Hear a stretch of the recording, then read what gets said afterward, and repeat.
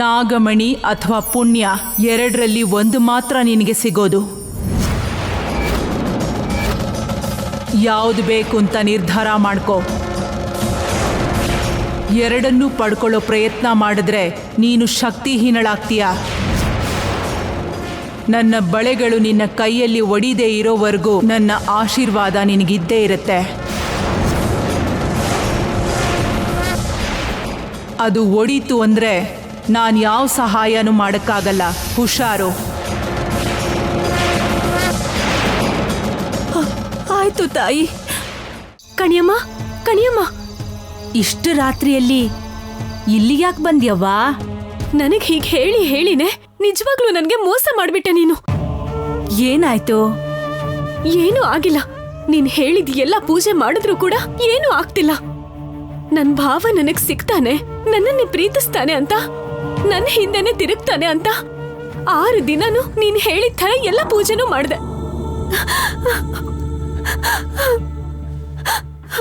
ಆದ್ರೆ ಏನ್ ಪ್ರಯೋಜನ ಆಯ್ತು? ಎಲ್ಲನೂ ಮಣ್ಣು ಪಾಲಾಗೋಯ್ತು. ಅಂದ್ರೆ ಪೂಜೆ ಮಾಡಿರೋದೆಲ್ಲ ಆ ಪರ್ಣಿಕಾನೆ. ಆದ್ರೆ ಬೇಕು ಅಂತ ಅಪವಾದನ ಪುಣ್ಯನ ಮೇಲೆ ಹಾಕ್ಬಿಟ್ರು. ಪೂಜೆ ಎಲ್ಲ ಚೆನ್ನಾಗಿ ಮಾಡಿದ್ರು ಕಡೆಗೆ ಅಷ್ಟಗಂಧ ಕ್ಷೀರ ನೈವೇದ್ಯ ನೀರ್ ಪಾಲಾಯ್ತಲ್ಲ. ಅದಕ್ಕೆನಾ ಇನ್ನೂ ಭಾವ ಅವಳ ಬೆನ್ ಹಿಂದೆನೆ ಪುಣ್ಯ ಪುಣ್ಯ ಅಂತ ತಿರ್ಗಾಡ್ತಾ ಇರೋದು.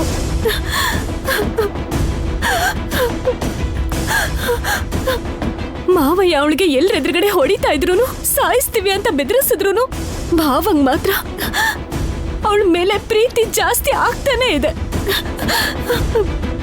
ಅಮಾಯಕಳಾಗಿರೋ ಪುಣ್ಯನ್ನ ಸಿಕ್ಕಾಕ್ಸೋದು ಪಾಪ ಅಲ್ವೇನವ್ವ? ಪಾಪನ? ನನ್ ದಾರಿಗೆ ಅಡ್ಡ ಬಂದಿರೋ ಮುಳ್ಳನ್ನ ಕಿತ್ತು ಬಿಸಾಕಿದ್ದೆ. ಆ ಪೀಡನ ತೊಲಗಿಸ್ಬೇಕು ಅಂತಂದ್ರೆ ಆ ಸುಳ್ಳು ಹೇಳಬೇಕಿತ್ತು. ಭಾವ, ಜಾಸ್ತಿ ಮಾತಾಡಿದ್ರೆ ಸಾಯಿಸ್ಬಿಡ್ತೀನಿ. ಇವ್ರು ಹೇಳಿದಕ್ಕೆ ಪೂಜೆ ಮಾಡಿ ಎಲ್ರಿಗೂ ಪುಣ್ಯ ಕ್ಷುದ್ರ ಪೂಜೆ ಮಾಡ್ತಾ ಇದ್ದಾಳೆ ಅಂತ ಹೇಳಿ ನಂಬಿಸಿ ಅವಳ ಬಂದಿ ಆಗೋ ತರ ಮಾಡ್ಬಿಟ್ಟಿಯಲ್ಲ. ಮತ್ತೆ ನೀನೇನ್ ಕಡಿಮೆನ ಭಾವ? ಮನೇಲಿ ಯಾರಿಗೂ ಗೊತ್ತಾಗದೇ ಇರೋ ಹಾಗೆ ರೂಮಲ್ಲಿ ಇಟ್ಕೊಂಡು ಇಷ್ಟು ದಿನ ಅವಳನ್ನ ಕಾಪಾಡಿದ್ಯಲ್ಲ. ಈಗ್ಲೂ ಕೂಡ ಅವಳಿಗೋಸ್ಕರನೇ ಗಲಾಟೆ ಮಾಡ್ತಿದ್ಯಾ. ನೀನ್ ಈ ಟೈಮಲ್ಲಿ ಎಲ್ಲಿಗೆ ಹೋಗ್ತಾ ಇದೀಯಾ ಅಂತ ಹೇಳಿ ಫಾಲೋ ಮಾಡ್ದೆ ಅಷ್ಟೇ. ನಿನ್ ಬಣ್ಣ ಎಲ್ಲ ಬೈಲಾಗೋಯ್ತು. ಏಯ್, ಮರ್ಯಾದೆಯಿಂದ ಮನೆಗೆ ಬಂದು ಎಲ್ಲ ನಿಜ ಒಪ್ಕೋ. ನೋಡಿ ಅಮ್ಮ, ನೀವು ಕೂಡ ಬನ್ನಿ. ನಾನ್ ಯಾಕೆ ಬರ್ಬೇಕಯ್ಯ? ಬರ್ಲೇಬೇಕು. ಬಂದು ಈ ಪೂಜೆ ಮಾಡಿಸಿದ್ದು ನೀವೇ ಅಂತ ಹೇಳ್ಬೇಕು. ನಾನು ಪುಣ್ಯನ ಕಾಪಾಡಬೇಕು ಅಂತಂದ್ರೆ ನೀವು ನಿಜನ ಹೇಳಲೇಬೇಕು. ಬನ್ನಿ, ಬಾ.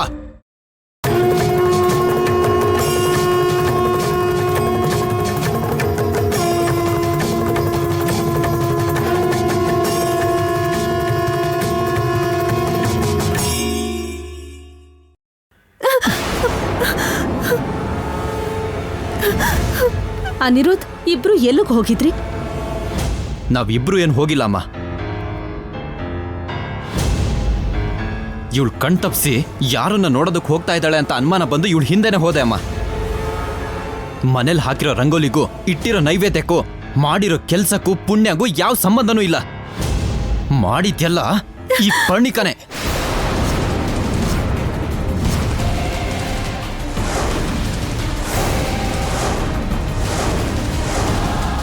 ಇವಳ ಯಾಕೋ ಇವಳ ಮೇಲೆ ಅಪವಾದ ಹಾಕಿ ನೀನೊಳ್ಳ ಪ್ರೀತಿನ ಗೆಲ್ಬೇಕು ಅಂತಿದ್ಯಾ?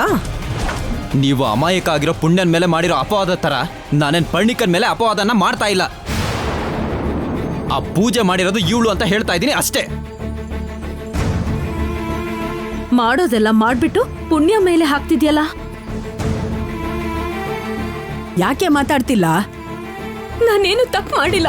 ಭಾವನ್ ಮೇಲಿರೋ ಪ್ರೀತಿಯಿಂದನೇ ಈ ಪೂಜೆ ಮಾಡಿದ್ದು. ಏನು? ನೀನು ನಾಗವಲ್ಲಿ ರಂಗೋಲಿ ಹಾಕಿ ಪೂಜೆ ಮಾಡಿದ್ಯಾ? ಅವ್ರ ಗುರುಗಳನ್ನ ಕರ್ಕೊಂಡ್ ಬರ್ತೀನಿ ಅಂತ ಆಚೆ ಹೋಗಿದ್ದಾರೆ, ಅದಕ್ಕೆ ಸರಿ ಹೋಯ್ತು. ಇಲ್ಲ ಅಂದ್ರೆ ನಿನ್ನನ್ ಏನ್ ಮಾಡ್ತಿದ್ರೋ ಗೊತ್ತಿಲ್ಲ. ಅತ್ತೆ, ಹತ್ಯೆ ಮಾಡಿರೋ ಆ ಪುಣ್ಯಂಗ್ ಏನು ಅಂದೆ? ಭಾವಂಗೋಸ್ಕರ ಪೂಜೆ ಮಾಡಿರೋ ನನಗ್ ಬೈತಿದ್ದೀರಲ್ಲ. ನಿಂಗ್ ಯಾವ ಕೆಲ್ಸನೂ ಸರಿಯಾಗಿ ಬರಲ್ವಲ್ಲ, ಮತ್ ಹೇಗೆ ಈ ಕೆಲ್ಸ ಮಾಡ್ದೆ? ಏನೋ ಭಾವಂಗೋಸ್ಕರ ಅಂತ ಕಣಿಯಮ್ಮ ಹೇಳ್ದಂಗೆ ಮಾಡ್ತಾ ಇದ್ದೀನಿ.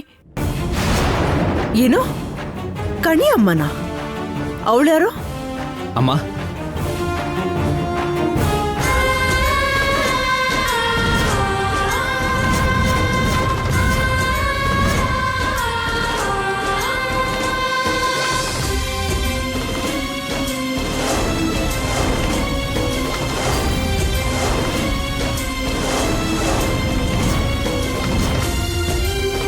ಇದು ಕಣಿಯಮ್ಮ ಅಲ್ವೇ, ಗೊಲ್ಲಮ್ಮ.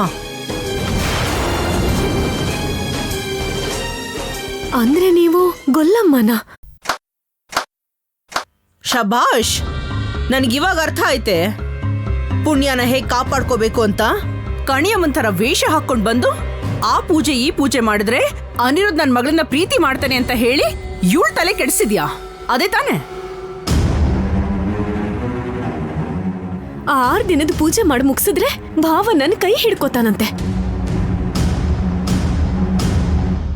ಕೈ ಹಿಡ್ಕೊಂಡ್ ಕರ್ಕೊಂಡ್ ಬಂದ್ನಲ್ಲೇ. ಅವ್ನ್ ಕೈ ಹಿಡ್ಕೊಂಡ್ ಕರ್ಕೊಂಡ್ ಬಂದಿಲ್ಲಮ್ಮ, ಅವನು ಕೈ ಹಿಡ್ಕೊಂಡ್ ಹೇಳ್ಕೊಂಡ್ ಬಂದಿದ್ದಾನೆ. ನಡೆದಿರೋದು ಪೂಜೆ ಅಲ್ವೇ ಪರ್ಣಿಕಾ? ನಮ್ಮೆಲ್ಲರಿಗೂ ಮೋಸ ಮಾಡ್ತಾ ಇದ್ದಾಳೆ ಇವಳು. ನಾನು ಯಾರಿಗೂ ಮೋಸ ಮಾಡಿಲ್ಲ, ಒಳ್ಳೇದೇ ಮಾಡ್ಬೇಕು ಅನ್ಕೊಂಡಿದ್ದೀನಿ, ಅದೇ ಮಾಡ್ತೀನಿ. ಕಾಗಿ ಗುಬೆ ಕತೆ ಹೇಳ್ಬೇಡ. ಕೈಗೆ ಅಷ್ಟ ಬಳ್ಕೊಂಡು ಹಣೆ ಮೇಲೆ ದೊಡ್ಡ ಬೊಟ್ಟಿಟ್ಕೊಂಡು ನನ್ನ ಮಗಳನ್ನ ಏಮಾರಿಸ್ದಂಗೆ ನನ್ನ ಏಮಾರ್ಸಕ್ಕಾಗಲ್ಲ, ನನ್ನ ನಂಬ್ಸಕ್ಕೂ ಆಗೋದಿಲ್ಲ. ಯಾಕೆ ಮಾಡ್ದೆ ಇವೆಲ್ಲ ನೀನು? ಪುಣ್ಯ ಯಾವ ತಪ್ಪು ಮಾಡಿಲ್ಲ ಅಂತ ನಿರೂಪಿಸ್ಬೇಕು ಅನ್ಕೊಂಡಿದ್ದೀನಿ. ಹಾಗಂದ್ರೆ ನನ್ನ ಮಗಳನ್ನ ಇಟ್ಕೊಂಡು ಆಟ ಆಡ್ತಾ ಇದ್ಯಾ? ಬಿಟ್ಬಿಡು ಭದ್ರ, ಗೊತ್ತಿಲ್ದೆ ಹಾಗೆ ಮಾಡಿದಾಳೆ. ಇವ್ರನ್ನೀಗೆ ಸುಮ್ಮನೆ ಬಿಟ್ರೆ ಹೀಗೆ ಪೂಜೆಗಳನ್ನ ಮಾಡ್ಕೊಂಡು ನಮ್ಮನ್ನೇ ಸರ್ವನಾಶ ಮಾಡ್ಬಿಡ್ತಾರತ್ಗೆ. ನಮ್ಮಣ್ಣ ಬರೋವರೆಗೂ ಇವಳು ಕೂಡ ಅವಳ ಜೊತೆನೆ ಬಂದಿಯಾಗಿರ್ಬೇಕು. ಅತ್ತೆ, ಏನಿದು ದೌರ್ಜನ್ಯ? ಇಂಥವ್ರಿಗೆ ಹೀಗೆ ಮಾಡ್ಬೇಕು ಭಾವ. 6 ದಿನ ನಾನು ಹುಚ್ಚಿ ಆಗಿದ್ದೆ ಗೊತ್ತಾ? ನೀನ್ ಯಾವಾಗ ಹುಚ್ಚಿ ಆಗಿಲ್ಲ ಅಮ್ಮ. ಉಗ್ರಲ್ ಹೋಗೋದಕ್ಕೆ ಕೊಡ್ಲಿ ತಗೊಂಡ್ ಬರ್ತಿದ್ದಾರೆ ಭದ್ರ. ಈ ಮನೇಲಿ ಇನ್ನು ಬಲಿ ಕೊಟ್ಟಿಲ್ಲ ಅದ್ಕೆ, ನರಬಲಿ. ಅತ್ತೆ, ಪುಣ್ಯಂಗ್ ಏನಾದ್ರೂ ಆಯ್ತು ಅಂತಂದ್ರೆ ನನಗೆ ಹೇಳ್ಬೇಡ್ವೋ, ನಿಮ್ಮಪ್ಪಗೆ ಹೋಗಿ ಹೇಳು.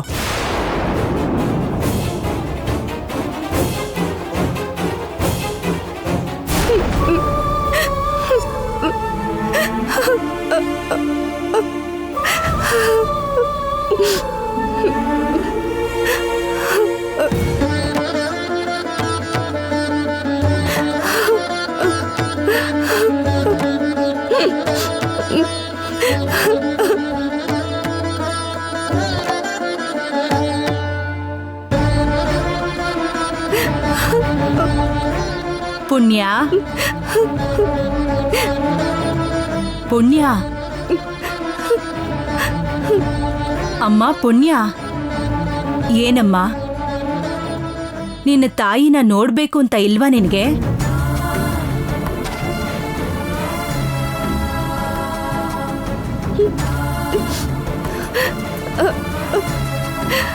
ಅಮ್ಮ,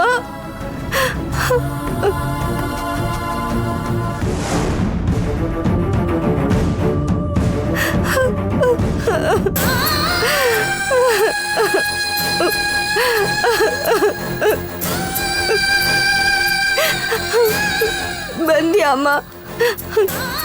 ಮತ್ತೆ ಮತ್ತೆ ಈ ಜನ್ಮದಲ್ಲಿ ನಿನ್ನ ನೋಡ್ತೀನೋ ಇಲ್ವೋ ಅನ್ಕೊಂಡಿದ್ದೆ.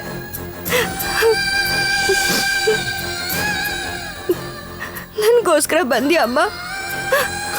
ನನ್ನ ನನ್ನ ಹುಡುಕೊಂಡು ಇಲ್ಲಿಗೆ ಬಂದ್ಯಾ?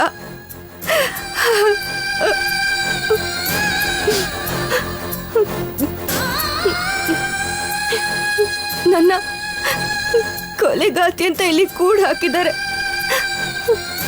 ಈ ರೂಮಲ್ಲಿ ಕೂಡ ಹಾಕಿದ್ದಾರೆ ನೋಡಮ್ಮ. ಸಂಕಟ ಪಡಬೇಡ ಪುಣ್ಯ, ಹೇಗಾದ್ರೂ ಸರಿ ಇಲ್ಲಿಂದ ಕರ್ಕೊಂಡು ಹೋಗ್ಬೇಕು ಅಂತಾನೆ ಬಂದಿದ್ದೀನಿ. ಹೋಗಕ್ ಬಿಡಲ್ಲ ಅಮ್ಮ. ಅನಿರುದ್ಧ್ ಸಹಾಯದಿಂದ ಹೊರಗೆ ಹೋಗೋಣ ಅನ್ಕೊಂಡೆ, ಆದ್ರೆ ಈಗ ಒಳಗ್ ಕೂಡ ಹಾಕಿದ್ರು.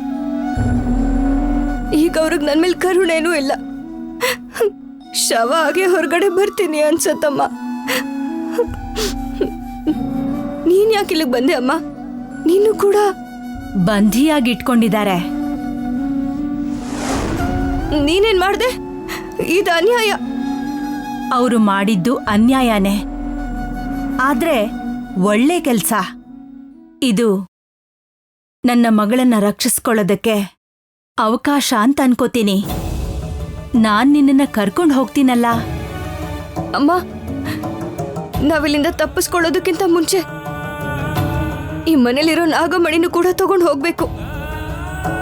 ನಾಗಮಂಡಲಕ್ಕೆ ತಗೊಂಡು ಹೋದ್ರೆ ಊರವರು ನನ್ನ ಪ್ರಯತ್ನನಾದ್ರೂ ಅರ್ಥ ಮಾಡ್ಕೋತಾರೆ. ನಾನು ಯಾವ ಹತ್ಯೆನೂ ಮಾಡಿಲ್ಲ ಅಂತ ನಂಬ್ತಾರೆ. ನಾಗಮಣಿ ಬಗ್ಗೆ ಆಮೇಲೆ ಯೋಚನೆ ಮಾಡೋಣ ಪುಣ್ಯ. ಮೊದ್ಲು ನಾವಿಲ್ಲಿಂದ ಆಚೆ ಹೋಗ್ಬೇಕು. ಆವೇಶ ಹೆಚ್ಚಾಗ್ತಿರೋ ಜಾಗದಲ್ಲಿ ಯೋಚನೆ ಮಾಡ್ತಾ ಕೂತ್ಕೊಂಡ್ರಾಗಲ್ಲ.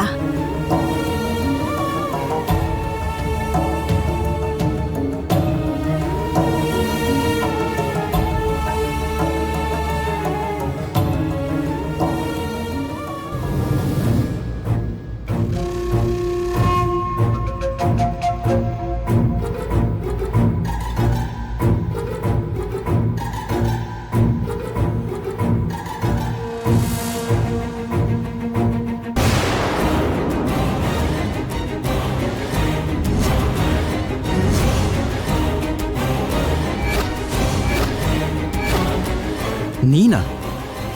ನಮ್ಮಮ್ಮ ಇದ್ದಿದ್ರೆ ಯಾಮರಿಸ್ತಿದ್ದೆ ಅಲ್ವಾ?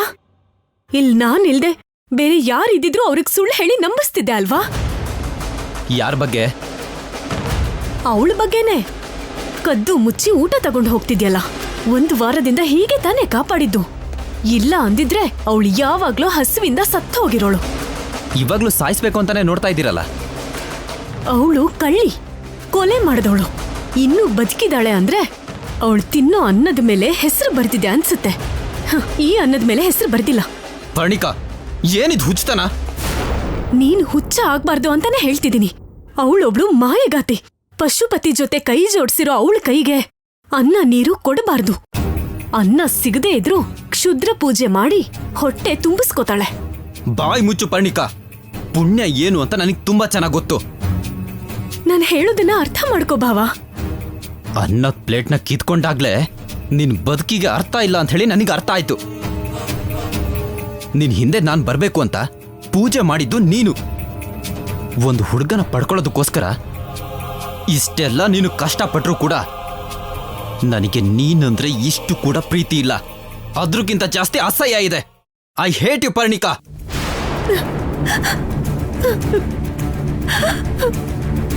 ನಿನ್ಗೋಸ್ಕರ ನಾನು ಮಾಡಿರೋ ತ್ಯಾಗ ನಿನಗೆ ಯಾವುದು ಗೊತ್ತಿಲ್ಲ. ತ್ಯಾಗನ? ಅದ್ರ ಅರ್ಥ ಕೂಡ ನಿನಗೆ ಗೊತ್ತಿಲ್ಲ. ಹೇಳಿದ್ರು ಕೂಡ ನಿನಗೆ ಅರ್ಥ ಆಗಲ್ಲ. ನೋಡು, ಪುಣ್ಯನಿಗೆ ಕೈ ಮುಗ್ದು ಪ್ರತಿದಿನ ಆರಾಧನೆ ಮಾಡು. ತ್ಯಾಗಿ ಅಂದ್ರೆ ಅವಳು. ಊರಿಗೋಸ್ಕರ ತನ್ನ ಪ್ರಾಣನ್ ಬೇಕಾದ್ರೆ ಕೊಡ್ತಾಳೆ. ಆದ್ರೆ ನೀನು ರಕ್ತ ಸಂಬಂಧನ ಶಾಶ್ವತ ಸಂಬಂಧವಾಗಿ ಮಾಡ್ಕೋಬೇಕು ಅಂತ ಆಸೆ ಪಡೋ ಅವಕಾಶವಾದಿ. ಅವಳು ತಿನ್ನೋದಕ್ಕೆ ಊಟ ಕೊಡ್ತಿಲ್ಲ ಅಂತ ನಿನಗೆ ಇಷ್ಟೊಂದು ಕೋಪ ಬರ್ತಿದ್ಯಲ್ಲ.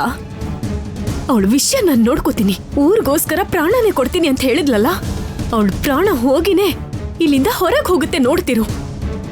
ಅವಳ ಶವನ ನೋಡಿ ಆವಾಗ ಕೂಡ ಗ್ರೇಟ್ ಅಂತ ಸೆಲ್ಯೂಟ್ ಹೊಡಿ. ಛೇ, ಅಯ್ಯ ನಿನ್ನವ್ವಾಗೆ.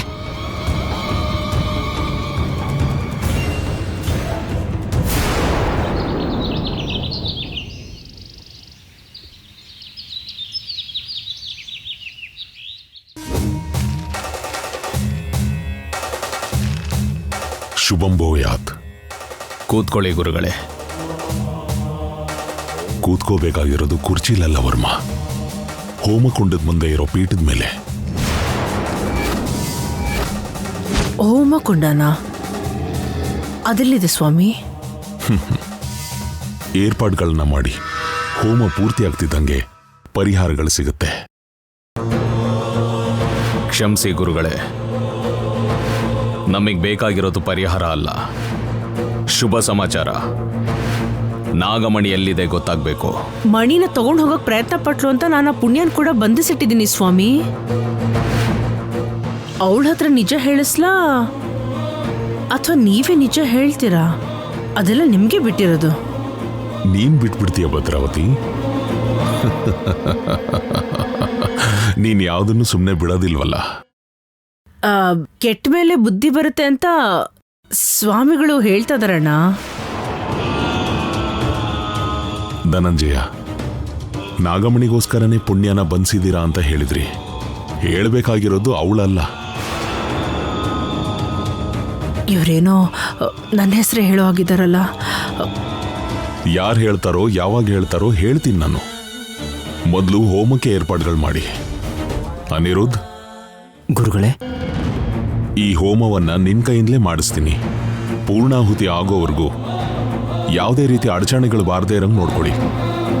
ಹೋಮ ಚೆನ್ನಾಗಿ ನಡೆದ್ಬಿಟ್ರೆ ನಾಗಮಣಿ ಎಲ್ಲಿದೆ ಅಂತ ಗೊತ್ತಾಗ್ಬಿಡುತ್ತೆ. ಭದ್ರಾ, ಅಣ್ಣ, ಗುರುಗಳು ಹೇಳಿದ್ ಕೇಳಿಸ್ತಲ್ವಾ? ಅವರ ಆದೇಶವನ್ನ ನಾವು ತಪ್ಪದೆ ಪಾಲಿಸ್ಬೇಕು. ಹೋಗಿ ಆ ಏರ್ಪಾಡುಗಳನ್ನ ಮಾಡಿ. ಸರಿ ಅಣ್ಣ. ಸರಿಯಪ್ಪ.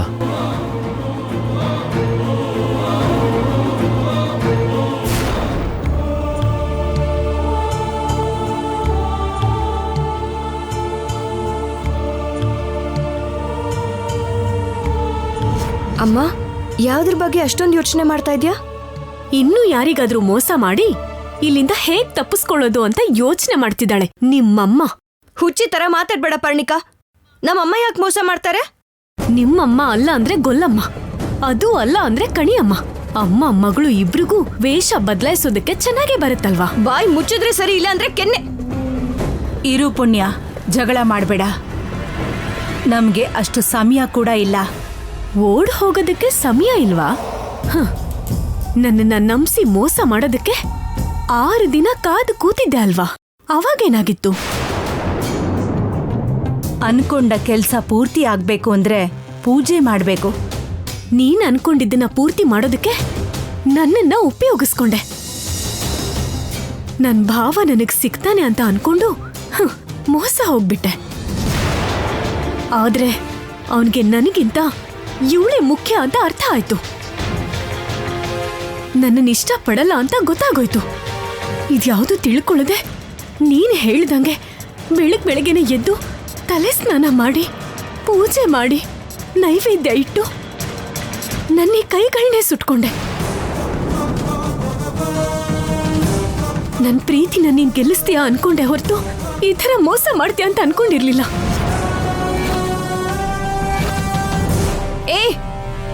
ನಮ್ಮಮ್ಮ ನಿನ್ಗೆ ಮೋಸ ಮಾಡಿಲ್ಲ, ನಿನ್ಗೆ ಒಳ್ಳೆ ಬುದ್ಧಿ ಹೇಳಿದ್ದಾರೆ. ನಾನು ಮುಂದೆನೆ ನಾಲ್ಗೆ ಹರಿ ಬಿಡ್ತಿದ್ಯಲ್ಲೇ. ಬೆಳಗ್ಗೆ ಬೇಗ ಏಳೋದ್ರಿಂದ ಹಿಡಿದು ಮೈ ಬಗ್ಸಿ ಕೆಲಸ ಮಾಡೋದ್ರವರೆಗೂ ಹೆಣ್ಮಗು ಅಂದ್ರೆ ಹೇಗಿರ್ಬೇಕು ಅಂತ ನಮ್ಮಮ್ಮ ನಿನಗೆ ಹೇಳ್ಕೊಟ್ರೆ ಮೋಸ ಗೀಸ ಅಂತ ಹುಚ್ಚೆ ತರ ಮಾತಾಡ್ತಿದ್ದಾಳೆ ಪರ್ಣಿಕಾ. ಮುಚ್ಚೆ ಬಾಯಿ. ಇನ್ನೊಂದು ಮಾತಾಡಿದ್ರು ಕೂಡ ಮನೇಲಿ ನಡೆಯೋ ಹೋಮದಲ್ಲಿ ಪೂರ್ಣಾಹುತಿ ನಿನ್ನೆ ಕೊಡ್ಬೇಕಾಗುತ್ತೆ. ಈಗ ಯಾಕೆ ಹೋಮ ಮಾಡ್ತಿದ್ದಾರೆ? ನೀವಿಬ್ರು ಸುಖ ಸಂತೋಷದಿಂದ ಅಷ್ಟೈಶ್ವರ್ಯದಿಂದ ಕೂಡಿರ್ಲಿ ಅಂತ ಪೂಜೆ ಮಾಡಿಸ್ತಾ ಇದ್ದೀನಿ. ಅದೇ ನಿಜ ಆಗತ್ತೆ ಅಂತ ಅರ್ಥ ಮಾಡ್ಕೊಳ್ಳಿ. ನೋಡಿದ್ಯಾಮ್ಮ, ಇವರಿಬ್ರಿಗೆ ಎಷ್ಟು ದುರಾಂಕಾರ ಅಂತ. ಮಾಡ್ದೋರ್ ಪಾಪ ಆಡ್ದೋರ್ ಬಾಯಲ್ಲಿ ಅನ್ನೋ ಹಾಗೆ ಇಂಥ ಬಿಂಕ ಬಿಗುಮಾನಾಗ ಏನ್ ಕಮ್ಮಿ ಇಲ್ಲ. ಇನ್ನೇನು ಆಯಸ್ ಮುಗ್ದೋಗುತ್ತಲ್ಲ, ಅದಕ್ಕೆ ಬುಸ್ ಕೊಡ್ತಾ ಇದಾರೆ ಅನ್ಸುತ್ತೆ. ನಾನು ಬುಸ್ಗುಟ್ಟಿದ್ರೆ ನೀವ್ಯಾರೂ ಇರೋದಿಲ್ಲ. ನೀನೇನೋ ಹಾವು ಅನ್ನೋ ಥರ ನಾನೇನ್ ಭಯ ಪಡ್ಕೊಂಡ್ಬಿಡ್ಬೇಕಾ? ಸಾಯೋರ ಹತ್ರ ನಮ್ಗೇನ್ ಮಾತೆ. ಪರ್ಣಿಕಾ ಬಾರೆ. ದೊಡ್ಡ ಮೋಸಗಾರರಮ್ಮ ಇವರು. ನಡಿಯೇ.